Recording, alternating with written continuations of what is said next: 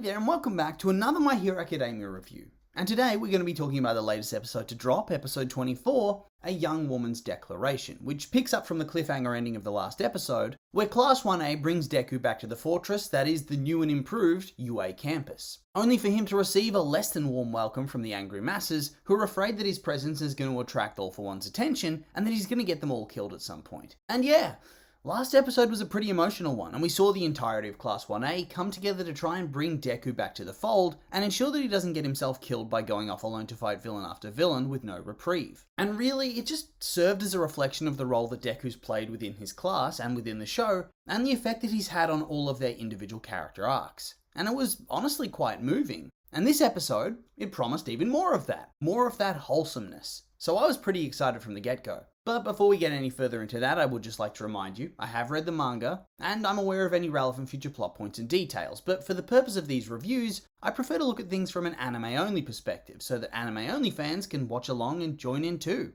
And so with all that being said, let's jump into the episode. So before the intro, we start off with the shortest opening segment yet, returning to the scene of Endeavor and Nezu and the students of Class 1A when they decide to bring Deku back and keep him safe. And once again, when you see an intro that short, instantly you're perking up a bit, sitting on the edge of your chair. Because this lets you know that they want to cram in as much into the episode as they possibly can, and they don't want to have to go over the previous material in too much detail. They don't need to pad for time. And so it builds that expectation, and honestly, I think the episode really delivers on that, in some ways. So anyway, we get back from the intro, and once again it's still that flashback to the scene from the previous episode in the office. But this time it's dialogue we didn't see, and basically it's just Nezu flexing on everybody in the room, telling them how UA has the same level of technology as the Tartarus prison, but with his own personal modifications to ensure that it won't be broken into like the prison was, or like UA was in the previous year. And these modifications pretty much ensure that UA can never be broken into, like, at all, as the facility can move if it needs to, with the various sectors able to turn into little bomb shelter type things and get past along a tunnel network, which is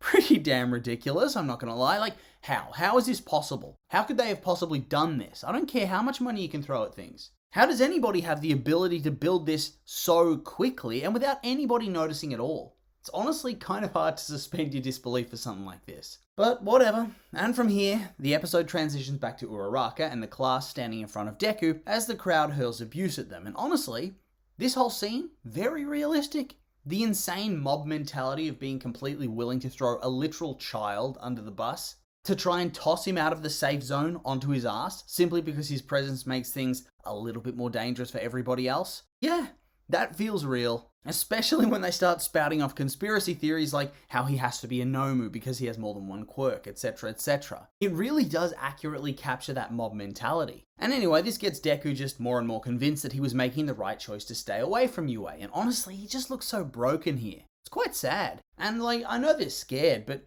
the way the episode frames the public, it does make them seem like monsters. And that shot where it's all their demented faces looking like something out of Attack on Titan really cements that. And so Uraraka then gets her big moment where she calls out to the crowd using a megaphone that she swiped from Present Mike. And she doesn't do it in a mean way, just more of a calm down and look at what you're doing sort of way. Just look at how ragged Deku's become, how he went out on his own to try and protect everybody else. But now he needs to be protected. And from here we get a cute little flashback of little Uraraka getting all excited about seeing the hero smiling and happy when she first saw somebody saving the day. And then, in the present, she tries to humanize heroes to the public, to make it clear that they aren't perfect. They're not inhuman robots designed to serve and protect, but real people. Not special people, just people with special powers. And thus, her whole story about thinking about who helps heroes when they're in trouble comes to a bit of a close. And honestly, it was nice to see her get this sort of spotlight. Much like Ida, she's one of those characters whose relevance has declined quite a lot over the years. I mean, she's clearly the main love interest and she turns up in a lot of the arcs, but she doesn't get that much time in the spotlight compared to some of Deku's other friends. But here, she carves out her own role, protecting Deku, but also uplifting others at the same time. So it was nice to see. And then Deku cries, because what else is new?